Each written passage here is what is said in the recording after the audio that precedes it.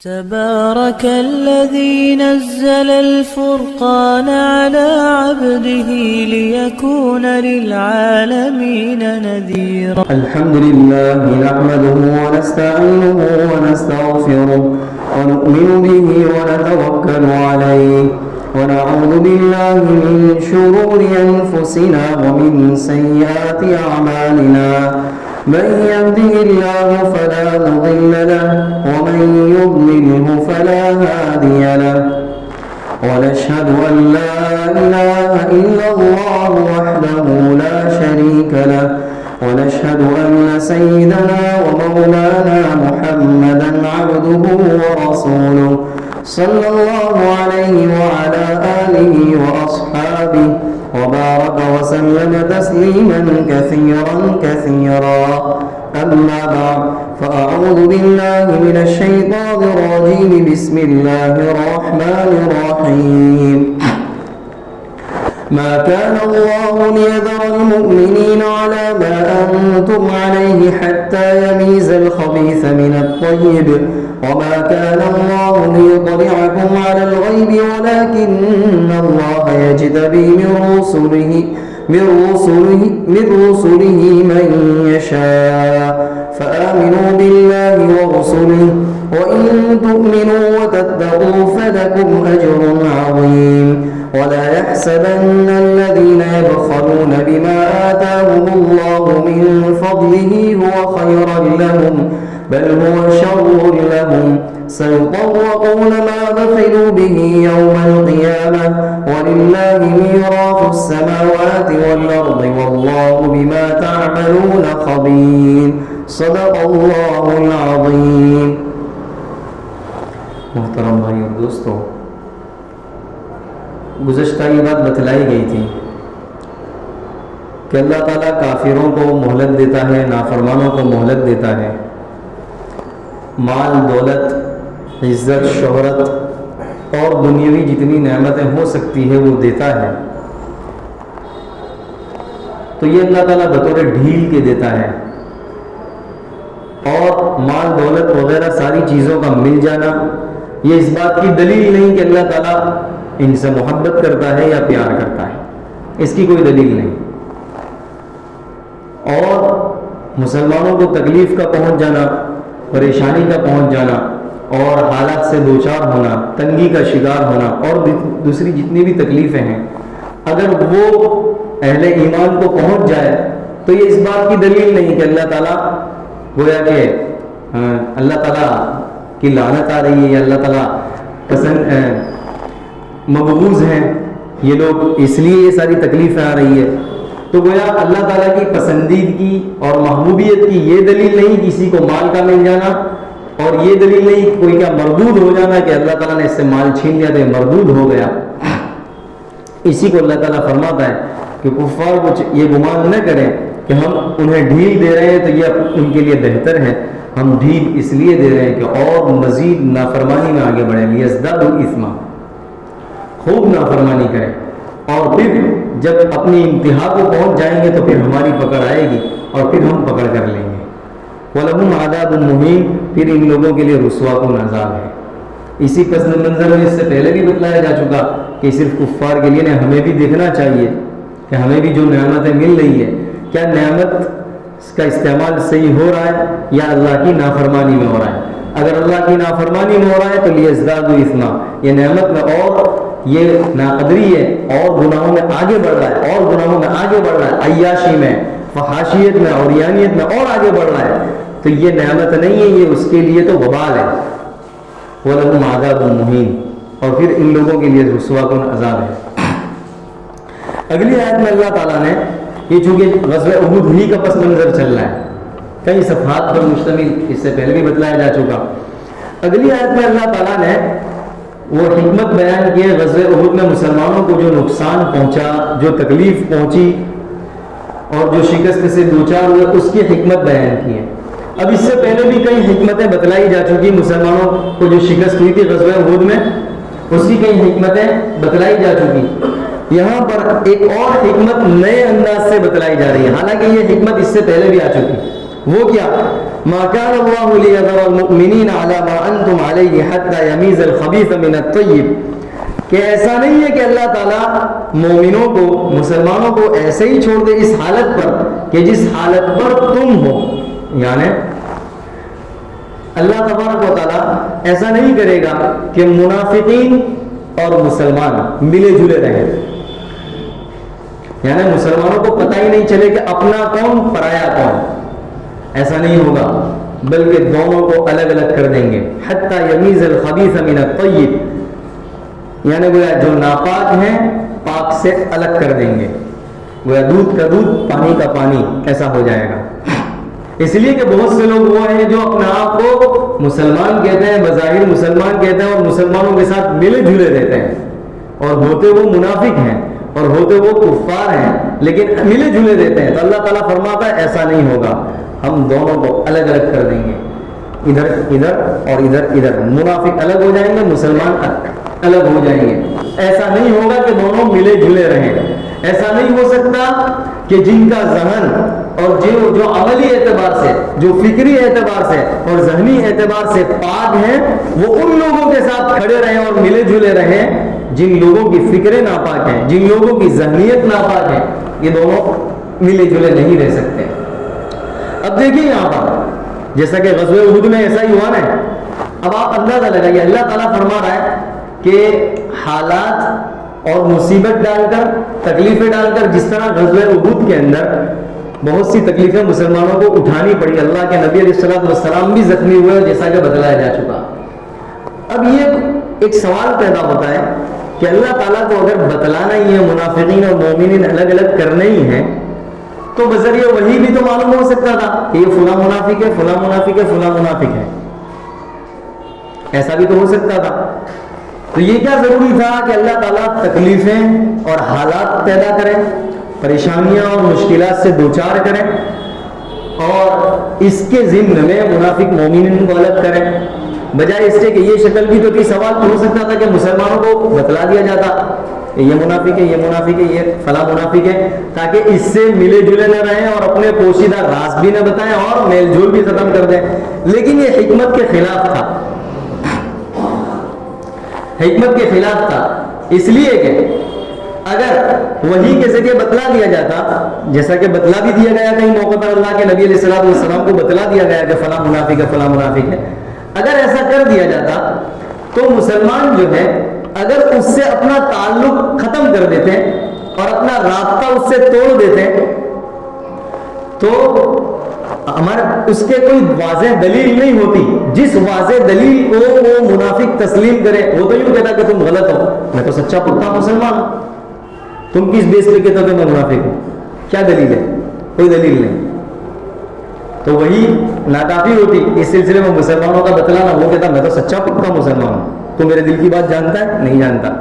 بتا دے میں کیسے منافق ہوں؟ نہیں بتا سکتے تھے. تو اللہ تبارک و تعالیٰ نے ایسے حالات ڈالتے ہیں اور ایسی پریشانیاں آتی ہیں، دونوں کو الگ کرنا جب منظور ہوتا ہے، دونوں پارٹیوں کو الگ کرنا، تو پھر ایسے خطرناک حالات اور پریشانیاں اور مشکلات آتی ہیں جس کے نتیجے میں جو جھوٹے ہوتے ہیں وہ ان حالات کو برداشت نہیں کر سکتے اور وہ الگ ہو جاتے ہیں. بھائی ہم اپنی کار کو جان کھپائیں، ہم اپنا مال کیوں کھپائیں، ہم اپنی دکان اپنا مکان کیوں کھپائیں؟ نہیں بھائی نہیں، ہم تو کفار سے مل جائیں گے، ہم کمپرو کر لیں تو تم جاؤ. تو وہ ایسے حالات جب آئیں گے تو جو جھوٹے ہوں گے وہ الگ ہو جائیں گے، سچے الگ ہو جائیں گے. چنانچہ غزوہ احد کا پورا پس منظر جیسے کہ بتلایا آپ کے سامنے ہے. جب مسلمان نکلے تو منافقین 300 تو الگ ہو گئے پہلے سے، اور جو کچھ منافقین بچے کچے تھے وہ جب میدان میں اترے تو میدان میں اتر کر انہوں نے اپنا ایسا عمل ظاہر کیا جس سے وہ یوں کہہ ہی نہیں سکتے کہ ہم سچے پکے مسلمان ہیں. ان کی زبان سے جو باتیں نکلی جس کو اللہ نے خود قرآن کریم میں نقل کیا، تو ان کا عمل ظاہر ہو جائے گا جس پر یہ دلیل ہوگی کہ تم نے ایسا کیا، آپ بتاؤ تم کیسے سچے پکے مسلمان ہو، جھوٹے ہو، منافق ہو. تو ان کا نفاق کھل کر سامنے آ جائے گا. ان کے عمل کے نتیجے میں ان کی زبان سے جب کچھ باتیں کہیں گے، اس زبان سے نکلنے والے کلمات کے نتیجے میں ان کا نفاق کھل کر سامنے آ جائے گا. تو ظاہر ہے منافق اس طرح الگ ہوں گے. اور اللہ تعالیٰ کی یہی صورت حال رہی ہے اور یہی فطرت رہی ہے. جب کبھی مسلمانوں کو سچے پکوں کو الگ کرنا ہوتا ہے تو دونوں حالات ایسے پیدا کرتے ہیں، سچے الگ ہو جاتے ہیں، جھوٹے الگ ہو جاتے ہیں۔ جیسا کہ آپ نے دیکھا ہوگا غزہ کے اندر بھی ایسا ہوا اور کئی جگہوں پر ایسا ہوگا جس میں منافقین سب الگ ہو جائیں گے اور سچے پکے الگ ہو جائیں گے، ایسا ہوتا ہی ہے۔ تو اللہ تعالیٰ فرما رہا ہے یہاں ایک حکمت بتلا دی کہ ایسا نہیں ہوگا کہ اللہ تعالیٰ مومنوں کو اس حالت پر چھوڑ دے جس حالت پر ابھی یعنی ملے جلے رہے منافقین وغیرہ، ایسا نہیں ہوگا۔ حتی یمیز الخبیث من الطیب، یہاں تک کہ پاک الگ ناپاک الگ دونوں ممتاز ہو جائیں گے۔ وما كان الله ليطلعكم على الغیب، اور ایسا بھی نہیں ہوگا کہ اللہ تعالیٰ غیب پر تم کو مطلع کر دیں، یعنی بتلا دیں کہ فلاں منافق، فلاں مسلمان، یا یہ کہ فلاں اللہ کو ماننے والا اور فلاں اللہ کو کا انکار کرنے والا، ایسا غیب پر بھی اللہ تعالیٰ مطلع نہیں کرے گا۔ ولیکن اللہ یجتبی من رسلہ من یشاء، لیکن اللہ تعالیٰ اپنے رسولوں میں سے جس کے لیے چاہتا ہے، جس سے چاہتا ہے غیب کی بات کو بتلا دیتا ہے۔ اپنے رسولوں میں سے جو ضرورت کی چیزیں ہوتی ہیں غیب کی باتیں بتلا دیتا ہے۔ اب دیکھیے یہاں پر ایسا نہ ہو، یہ شبہ نہ ہو کہ رسول یہ بھی غیب کا علم جاننے والے ہوئے، عالم الغیب ہو گئے، اللہ کے نبی یہ بھی عالم الغیب ہو گئے، ایسا شبہ نہ ہو۔ کیوں؟ اس لیے کہ غیب کا علم، عالم الغیب تو صرف اللہ تعالیٰ ہے۔ جس طرح اللہ کی ذات کے ساتھ کوئی دوسرا شریک نہیں، اسی طرح اس کی جو صفات ہے اس کے ساتھ بھی کوئی شریک نہیں۔ جس طرح اللہ ایک ہے، کوئی اس کا پارٹنر نہیں ہے، تو کوئی بھی نہیں کہہ سکتا دوسرا پارٹنر ہی ہے، ایسا نہیں ہے۔ جس طرح اس کی ذات میں کوئی پارٹنر نہیں ہے، اسی طرح اس کی جتنی صفات ہیں اس میں بھی اس کا کوئی پارٹنر نہیں ہے۔ اب عالم الغیب یہ صرف اللہ کی صفت ہے۔ دیکھیے اللہ کا جو علم ہے وہ ذاتی ہے، کسی کا دیا ہوا نہیں ہے۔ ایسا نہیں ہے کہ کوئی تھا اور اس نے اللہ کو علم دیا کہ دیکھو یہ ہے، ایسا نہیں ہے۔ اللہ کا جو علم ہے وہ ذاتی ہے، اور نبی کو جو دیا جاتا ہے علم وہ اللہ دے رہا ہے، تو وہ ذاتی کام ہوا، نبی کا علم ذاتی نہیں ہوا، وہ تو اللہ تعالیٰ بتلا رہا ہے کہ ایسا ایسا ہے۔ اسی طرح دوسری چیز، اللہ تعالیٰ کا علم پوری کائنات کو محیط ہے، یعنی ماضی جو ہو چکا آج سے پہلے اور جو ہو رہا ہے اور جو قیامت تک ہوگا بلکہ اس کے بعد کا بھی، سب پوری کائنات کا علم اس کے ذرے ذرے سے اللہ واقف ہے کہ کون کیا کر رہا ہے، کس کو کیا کر رہا ہے، کس کو کیا کرنا ہے، ایک ایک ذرے کا علم اللہ تعالیٰ کو، ایسا کسی کو علم نہیں ہے اللہ کے علاوہ۔ یہ دو چیزیں، ایک اللہ کا علم ذاتی ہے، اس میں کوئی پارٹنر نہیں، دوسرا اللہ کو ذرے ذرے کا علم ہے۔ اب نبیوں کو جو بتلایا جاتا ہے، غیب کی باتیں بتلا دی جاتی ہے، تو وہ تو اللہ تعالیٰ کی بتلائی ہوئی بات ہے، خود ان کا ذاتی ہوا نہیں، اس لیے وہ اس میں پارٹنر نہیں ہوئے۔ اسی طرح اسی لیے قرآن کریم یوں کہہ رہا ہے کہ جو ہم غیب دے رہے ہیں وہ علم غیب نہیں ہے، غیب کی خبریں ہیں۔ ذالک من انباء الغیب، اس کو انباء غیب کہا جاتا ہے، یعنی غیب کی خبریں۔ تو وہ عالم الغیب نبی بھی نہیں ہوئے، رسول بھی نہیں ہوئے، جتنے بھی رسول ہیں وہ عالم الغیب نہیں ہوئے۔ اسی لیے اللہ تعالیٰ فرما رہا ہے ذالک من انباء الغیب نوحیہا الیک، یہ غیب کی خبریں ہیں جو ہم انہیں پہنچا رہے ہیں وحی کے ذریعے۔ خیر، تو یہاں پر اللہ تعالیٰ غیب کی باتیں بھی نہیں بتلاتا، ہاں اپنے رسولوں میں سے جس کو چاہتا ہے جتنی ضرورت کی چیز ہوتی ہے بتلا دیتا ہے۔ اب دیکھیے اب ہمارا کیا کام ہے وہ اللہ تعالیٰ بتلا رہا ہے۔ وَإِن تُؤْمِنُوا، تمہارا کام کیا ہے؟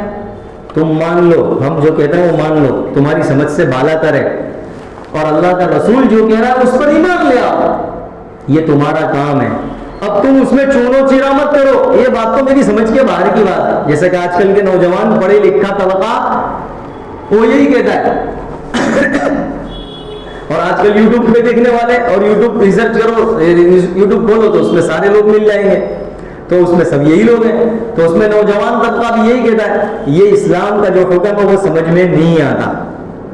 اللہ تعالیٰ کہہ رہا ہے نہیں آتا، اپنی عقل کی اپنی عقل کے گھوڑے نہیں دوڑانے چاہیے، تمہاری عقل کی تو انتہا وہاں تو اللہ کی عقل کی شروعات ہوتی ہے، تو تم کو کہاں سمجھ میں آئے گا یہ حکم کہ اللہ نے یہ حکم کیوں دیا؟ عجیب عجیب سوال ہو رہے ہیں، عجیب عجیب، پہلے ایسے سوال نہیں ہوتے تھے، آج یوں سوال ہو رہا ہے اللہ نے یہ حکم دیا نے کیوں، ایسا کیوں؟ یہ کیوں کہنے کی کوئی گنجائش ہی نہیں ہے، یہ تو شیطان والی بات ہوئی۔ یہ تو شیطان کو یوں کہا تو فرشتوں کو سجدہ کر، تو شیطان نے کہا کیوں، پھر دلیل بھی خود دے رہا ہے کیوں کہنے کے بعد دلیل بھی خود دے رہا ہے. کیا کہہ رہا ہے کہ میں تو آگ سے بنا ہوا ہوں, مٹی سے. دلیل بھی خود دے رہا ہے. وہاں دلیل کی گنجائش ہی نہیں ہے اللہ کے حکم کے سامنے, نہ اپنے عقل کے گھوڑے دوڑانے کی ضرورت ہے. اسی لیے اللہ تعالیٰ کہہ رہا ہے تمہیں ساری چیزیں غیب کی سمجھ میں آئے گی نہیں. اللہ اور اس کا رسول تمہیں جو کہہ رہا ہے, قرآن کریم جو کہہ رہا ہے, اور اللہ کا رسول جو حدیث شریف ہے وہ ہو رہی ہے, وہ اللہ کے رسول کا فرمان ہے, مان لو. وَإِن تُؤْمِنُوا, ایمان لے آؤ, مان لو, اسی میں تمہاری بھلائی ہے. وَتَتَّقُوا, اور تم ساری نافرمانیوں گناہوں سے بچ جاؤ, اپنے آپ کو بچا لو کفر سے, شرک سے, اور جتنی بھی برائیاں ان سے اپنے آپ کو بچا لو. یہ دو کام کر لو, فَلَكُمْ أَجْرٌ عَظِيمٌ, اسی میں تمہاری بھلائی ہے, تمہارے لیے بڑا اجر ہے. دنیا میں بھی تمہاری بھلائی اور آخرت میں بھی تمہاری کامیابی اسی کے اندر ہے کہ تم اپنے آپ کو سلنڈر کر دو, مان لو بات, اپنی عقل نہ چلاؤ. آگے فرمایا اگلی آیت میں بخیل ان لوگوں کا جو بخل کرتے ہیں مال میں, ان لوگوں کا تذکرہ کیا ہے اور ان لوگوں کی مذمت بیان کی ہے. وَلَا يَحْسَبَنَّ الَّذِينَ يَبْخَلُونَ بِمَا آتَاهُمُ اللَّهُ مِنْ فَضْلِهِ هُوَ خَيْرًا لَهُمْ, کہ وہ لوگ جو بخل کرتے ہیں اللہ تعالیٰ نے جو اپنے فضل سے انہیں دیا ہے, اس میں اللہ نے جو اپنے فضل سے دے رکھا ہے اس میں بخل کرتے ہیں وہ لوگ. خیال نہ کرے, گمان نہ کرے. کیا گمان نہ کرے؟ هُوَ خَيْرًا لَهُمْ, یہ بخل کرنا ہمارے لیے بہتر ہے, اس کو جمع کر کے رکھنا یہ ہمارے لیے بہتر ہے, اس کو ایسا بہتر نہ سمجھیں. بل هو شر لهم, بلکہ یہ ان کا گمان ہے بہتر والا, یہ غلط ہے, اور ہم یہ کہہ رہے ہیں ایسا کرنے والا بل هو شر لهم, بلکہ ان کے لیے برا ہے.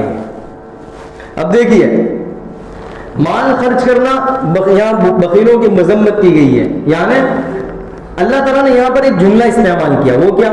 بما آتاہم اللہ من فضل, کہ اللہ نے جو اپنے فضل سے دیا اس میں بخل کرتے ہیں. یعنی ایک غور کرنے کی ضرورت ہے یہاں پر. انسان یوں سمجھتا ہے یہ جو کچھ ہے نا سب میرا ہے, یہ مکان, بنگلہ, کوٹھی, یہ سب میرا ہے, یوں ہی کہتا میرا ہے, اس میں کوئی دوسرا پارٹنر نہیں ہے. وہ اپنا ذاتی سمجھتا ہے اور یوں سمجھتا ہے میرے عقل کا کمایا ہوا ہے, میرا ہنر, یعنی میں نے اپنی عقل دوڑائی اور اس کے نتیجے میں, اور میں نے اپنی محنتوں سے اور کوششوں سے یہ سارا کیا ہے. وہ اپنا سمجھتا ہے, وہ اللہ کا دیا ہوا سمجھتا نہیں ہے. اللہ تعالیٰ یوں کہہ رہا ہے بما آتاہم اللہ من فضل, جو کچھ بھی تیرے پاس ہے یہ میرا فضل ہے, ہم نے اپنے فضل سے یہ سب کچھ دیا ہے, اس میں تیرا کوئی کمال نہیں ہے. ورنہ آپ نے دیکھا ہوگا کتنے لوگ اپنے عقل دوڑاتے ہیں, دکان کھولتے ہیں نہیں چلتی, بند کرنی پڑتی ہے. کیا ہوا؟ اس لیے کہ اللہ تعالیٰ نے اس کے مقدر میں نہیں لکھا, نہیں چلی, لیکن جس کے مقدر میں لکھا گھر میں بھی چل رہا ہے. تو بما آتاہم اللہ من فضل, اللہ تعالیٰ کہہ رہا ہے ہم نے دیا ہے, اس میں تیرا ذاتی کوئی کمال نہیں ہے, تو اپنا مت سمجھ, یہ تو امانت ہے. ارے تیرا مال بھی امانت, تیری جان بھی امانت, دونوں چیزیں امانت ہیں. یہ ہم نے تیری جو جان, جسم دیا ہے, آنکھ وغیرہ سب کا سوال ہوگا قیامت کے دن, جسم کے بارے میں اور مال کے بارے میں بھی سوال ہوگا, کیونکہ تو امانت ہے, تیرا ذاتی نہیں ہے.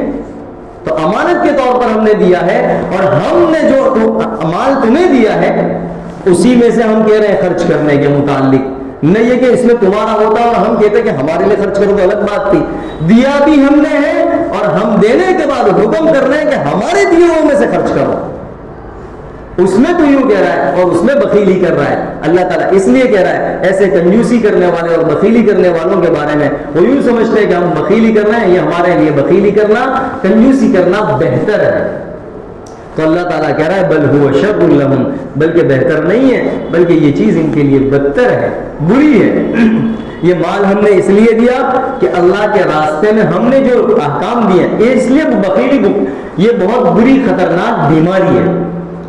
ایسے بخیل کے ساتھ اللہ کی دوستی بھی نہیں ہو سکتی. بخیلی بہت بڑی خطرناک بیماری ہے. یہ کیسے؟ اس لیے کہ بہت سی نیکیوں سے یہ محروم رہے گا, بخل کی وجہ سے بہت سی نیکیوں سے محروم رہے گا. اسی طرح فرائض سے بھی یہ بہت سے احکام کا انکار کر کے اپنے آپ کو ہلاکت میں ڈالے گا, جس کو اللہ نے قرآن کریم میں یوں کہا وَأَنفِقُوا فِي سَبِيلِ اللَّهِ وَلَا تُلْقُوا بِأَيْدِيكُمْ إِلَى التَّهْلُكَةِ. تم اللہ کے راستے میں خرچ کرو، اور دوسرا جملہ کہ تم اپنے آپ کو ہلاکت میں نہ ڈالو۔ اب اپنے آپ کو ہلاکت میں کیسے ڈالے گا؟ یہ ہلاکت میں ڈالنے کا مطلب یہ ہے کہ یہ فرائض احکام کا بھی انکار کرے گا، زکوٰۃ بھی نہیں دے گا، فرائض کو بھی انکار کر دے گا۔ بہت سے لوگ تو فرائض زکوٰۃ کو یوں سمجھتے ہیں ٹیکس ہے، یہ تو ٹیکس ہے۔ بہت سے لوگ ایسے ہیں، مسلمان ایسے ہیں، جیسا کہ حضرت ابو بکر رضی اللہ تعالیٰ عنہ کے دور خلافت میں مانعین زکوٰۃ، زکوٰۃ کا انکار کرنے والے لوگ پیدا ہوئے تھے جو مرتد ہو گئے تھے۔ وہ یوں کہتا تھا کہ یہ ٹیکس ہے، ہم کیسے دیں گے زکوٰۃ؟ وکات ہم نہیں دیں گے، تو مرتد ہو گئے۔ زکوٰۃ کا انکار کرنے والا مرتد ہو جائے گا، اس لیے کہ اللہ کا حکم ہے، اس سے انکار کر رہا ہے۔ تو اب ایسا بخیلی کرنے والا اللہ کے راستے میں نہیں دے گا۔ اب ظاہر نفلی صدقے اور نفلی صدقہ و خیرات وہ تو بہت بات کی بات ہے، نفلی صدقہ تو دے گا ہی نہیں ایسا بخیل۔ فرض ہی میں کوتاہی کر رہا ہے، زکوٰۃ دینے میں کوتاہی کر رہا ہے، تو نفلی تو وہ بات کی بات ہے۔ تو ایسا شخص اپنے آپ کو ہلاکت میں ڈالتا ہے۔ تو یہاں پر فرمایا ایسا بخیل کرنے والا کوئی بڑی خطرناک بیماری ہے۔ اللہ کے نبی علیہ الصلوۃ والسلام کے پاس آپ سے کہا گیا کہ اللہ کے رسول فلاں شخص کے اندر یہ بخیلی کی بیماری پائی جاتی ہے، تو اللہ کے نبی نے فرمایا اس سے بڑی بیماری اور کیا ہو سکتی ہے؟ بنی اسرائیل کی جو خرابیاں قرآن کریم نے بیان کی ہے، ان خرابیوں اور برائیوں میں سے ایک خرابی اور ایک برائی بخیلی کی بھی، جس کا تذکرہ آگے آ رہا ہے۔ ان کے اندر یہ برائی بھی پائی جاتی تھی، بخیلی والی۔ اسی طرح ایک اور حدیث میں اللہ کے نبی علیہ الصلوۃ والسلام نے فرمایا کہ بخل اور ایمان دونوں جمع نہیں ہو سکتے۔ بخل اور ایمان یہ دونوں جمع نہیں ہو سکتے۔ معلوم کیا ہوا؟ اگر کسی کے اندر دونوں چیزیں ہیں تو وہ سچا مومن نہیں ہے، اس کے اندر ایمان میں نقص ہے، کمزوری ہے، اس کی اصلاح کی ضرورت ہے۔ اور ایک آدمی اور جو سچا پکا مومن ہے تو بخیل نہیں ہے۔ دونوں چیزیں جمع نہیں ہو سکتی سچے پکے مومن کے اندر۔ تو یہ بخیلی بڑی خطرناک اور مہلک بیماری ہے۔ تو اللہ تعالیٰ فرما رہا ہے یہ بخیلی کرنے والے اس کو اچھا نہ سمجھے بلکہ برا ہے۔ پھر آگے کیا فرمایا؟ سَيُطَوَّقُونَ مَا بَخِلُوا بِهِ يَوْمَ الْقِيَامَةِ، یعنی عن قریب اس چیز کا توق بنا کر ان کے گلوں میں ڈال دیا جائے گا، ان بخیلوں کے دلوں میں، ان بخیلوں کے گلوں میں قیامت کے دن۔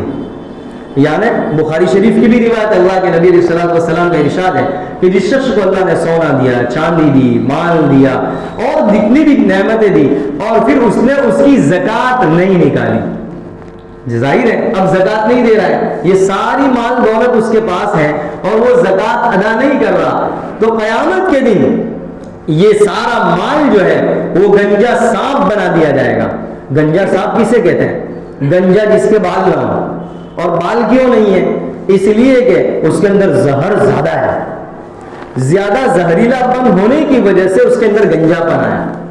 تو اللہ کے نبی فرما رہا ہے یہ جو مال زکوٰۃ نہیں دے رہا تھا، اللہ کے راستے میں زکوٰۃ نہیں دے رہا تھا اور خرچ نہیں کر رہا تھا، اپنے مال کی زکوٰۃ نہیں دے رہا تھا، تو یہ گنجا سانپ بنا دیا جائے گا، اور یہ گنجا سانپ اس کے گلے میں توق بنا کر ڈال دیا جائے گا، اور یہ گنجا سانپ اسے کاٹتا رہے گا، ڈستا رہے گا، اور وہ سانپ یوں کہے گا انا مالک، میں تیرا مال ہوں اور میں تیرا خزانہ ہوں، جسے تو عیاشیوں میں خرچ کرتا تھا، جسے تو اللہ کی نافرمانی میں خرچ کرتا تھا، جس کو تو سمیٹ کر رکھتا تھا، گن کر رکھتا تھا، جس کو قرآن کریم نے ایک دوسری جگہ کیا فرمایا؟ وَيْلٌ لِكُلِّ هُمَزَةٍ لُمَزَةٍ الَّذِي جَمَعَ مَالًا وَعَدَّدَ، یعنی آدمی گن کرتا ہے، ہاں دیکھو گنو وہ ہے کہ نہیں ہے، گن کر رکھتا ہے، ہاں ہے بینک میں گنتا رہتا ہے۔ تو اللہ تعالیٰ نے اس کو بھی ایک ایک جملے کو نقل کیا اللہ نے قرآن کریم میں۔ جو لوگ یہ جملے بھی استعمال کرتے ہیں، جتنی بری عادت ہے ان سب کو اللہ تعالیٰ نے جملوں میں نقل کیا اس طرح۔ تو اللہ تعالیٰ یہی مال کہے گا لے میں تیرا مال ہوں، جس کو تو سمیٹ کر رکھتا تھا، گن کر رکھتا تھا، خزانہ میں تیرا خزانہ ہوں، وہی خزانہ جس کو تو عیاشیوں میں اور نافرمانیوں میں اور اوریانیت میں اور اللہ کی جو گناہوں کی جگہ اس میں خرچ کرتا تھا، میں وہی ہوں، اور وہ ڈستا رہے گا۔ تو اللہ تعالیٰ فرما رہا ہے یہی توق بنا کر قیامت کے دن ڈال دیا جائے گا بخیلوں کے گلوں میں۔ آگے کیا فرمایا؟ انسان جو ان چیزوں کو، ان مالوں کو، سونا چاندی زیورات جتنی بھی چیزیں ہیں، اس کو اپنا ذاتی مال سمجھتا ہے۔ وَلِلَّهِ مِيرَاثُ السَّمَاوَاتِ وَالْأَرْضِ، ذاتی مال نہ سمجھے، یہ اللہ کی میراث ہے، اللہ کا دیا ہوا ہے۔ تو اللہ تعالیٰ فرما رہے ہیں اللہ یہ جتنا آسمان اور زمین کی جتنی بھی چیزیں ہیں یہ سب میراث اور سب چیزوں کا مالک اللہ تعالیٰ ہے۔ انسان اپنا ذاتی نہ سمجھے، یہ سب اللہ کا دیا ہوا ہے. واللہ بما تعملون، یہ تو اللہ کا احسان، یہ تو اللہ کا فضل اور اللہ کا کرم کہ اللہ نے اپنی چیزوں میں سے عارضی طور پر انسان کو مالک بنایا. یہی تو وجہ ہے جب انسان مرتا ہے تو انگوٹھی بھی پہنی ہوئی ہوتی ہے، وہ انگوٹھی بھی نکال لی جاتی ہے. ورنہ انگوٹھی کیوں نہیں نکالی جاتی نا؟ تو انگوٹھی چمٹی ہوئی ہے. ساری چیزیں نکالی جاتی، جس طرح آیا تھا اسی طرح دنیا سے جاتا ہے. یہ بتایا جاتا ہے کہ ایک وقت کے لیے، ایک مہلت کے لیے تمہیں ایک 60-70 سال کی زندگی کے لیے بھیجا گیا تھا بس. تو یہ معلوم یہ ہوا، یہ ساری چیزیں اللہ کی دی ہوئی میراث ہے. واللہ بما تعملون خبیر، اور اللہ تعالیٰ تمہارے سارے اعمال سے باخبر ہے. تم کیا کر رہے ہو کیا نہیں کر رہے ہو، ہر ایک کا بدلہ وہاں دیا جائے گا، حقیقی بدلہ اور جزا اور سزا وہیں ہوگی. اگلی آیت میں انشاءاللہ اس سلسلے میں بہت ساری باتیں ہیں، وہ انشاءاللہ آئندہ بتلائی جائے گی. اللہ تعالیٰ مجھے اور آپ کو عمل کی توفیق عطا فرمائے. سبحانك اللهم وبحمدك وتبارك اسمك وتعالى جدك ولا اله غيرك. اللهم صل على محمد وعلى ال محمد كما صليت على ابراهيم وعلى ال ابراهيم انك حميد مجيد. اے اللہ ہمارے گناہوں کو معاف فرما، خطاؤں سے درگزر فرما. اے اللہ یقیناً ہم گنہگار ہیں، خطا کار ہیں. اے اللہ بہت سے گناہ کیے ہیں، گناہ کر کر کے ہم نے اپنی زندگیوں کو سیاہ کر دیا ہے. اے اللہ ہم نے اپنے دلوں کو کالا کر لیا ہے. اے اللہ نیکیوں سے ہم دور ہو چکے ہیں. اے اللہ نیکیوں سے ہم دور ہو چکے ہیں. اے اللہ دل نہیں چاہتے، نیکی کرنے کو نہیں چاہتے ہیں. اے اللہ نیکیوں سے قریب نہیں ہوتے ہیں. اے اللہ ہمیں اپنے سے قریب کر لے، گناہ اور نافرمانیوں سے ہمیں بچا لے، ہماری حفاظت فرما لے، بد نگاہی سے ہماری حفاظت فرما لے. اے اللہ گناہوں کی نحوست سے ہماری پوری حفاظت فرما. اے اللہ جن خرابیوں کو تو نے بیان کیا ہے قرآن کریم میں، ان خرابیوں سے ہمیں پاک اور صاف فرما. اے اللہ جن خرابیوں سے اے اللہ تیری لعنت اور تیرا غضب نازل ہوتا ہے اس سے ہماری حفاظت فرما. اے اللہ ہمیں اپنے سے قریب فرما، ہمیں اپنا بندہ بنا لے، اپنا بندہ بنا کر زندگی اے اللہ بندہ بن کر زندگی گزارنے کی ہمیں توفیق اور سعادت نصیب فرما.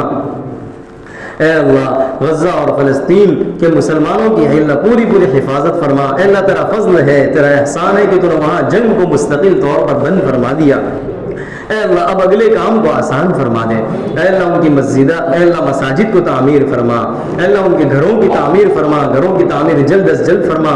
اے اللہ پہلے سے بہتر اے اللہ بہتر تعمیر فرما. اے اللہ ان کی تجارت کاروبار کو پہلے سے زیادہ اچھا بنا. اے اللہ ان کی دکانوں کو بھی اثر نو تعمیر فرما. اے اللہ پہلے سے زیادہ اچھی بنا. اے اللہ ان کے دواخانوں کو اے اللہ ساری چیزوں کو جن چیزوں کی ضرورت ہے اے اللہ جلد از جلد اے اللہ پائے تکمیل تک پہنچا دے. اے اللہ پائے تکمیل تک پہنچا دے. اے اللہ کھانے پینے کا ہر چیز کا ان کے لیے انتظام فرما دے. اے اللہ ہر چیز کا انتظام فرما. اے اللہ آئندہ بھی ان کے لیے سہولت کا، راحت کا، چین سکون کا، آسانی کا معاملہ فرما.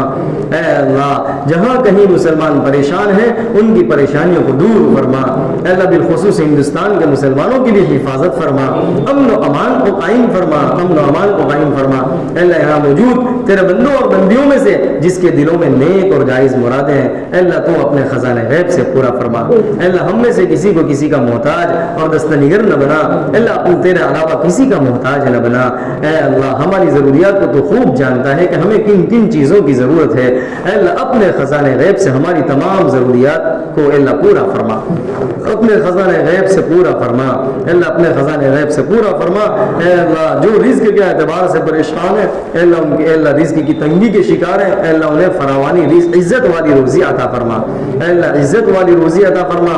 اے اللہ عزت والی کشادہ روزی عطا فرما. اے اللہ جو کچھ مانگا عطا فرما، بہت کچھ مانگنے سے گیا سب کچھ اپنے شان عطا فرما. ربنا تقبل منا انك انت السميع العليم وتب علينا انك انت التواب الرحيم وصلى الله على النبي الكريم. سبحان ربك رب العزة عما يصفون وسلام على المرسلين والحمد لله رب العالمين برحمتك يا ارحم الراحمين.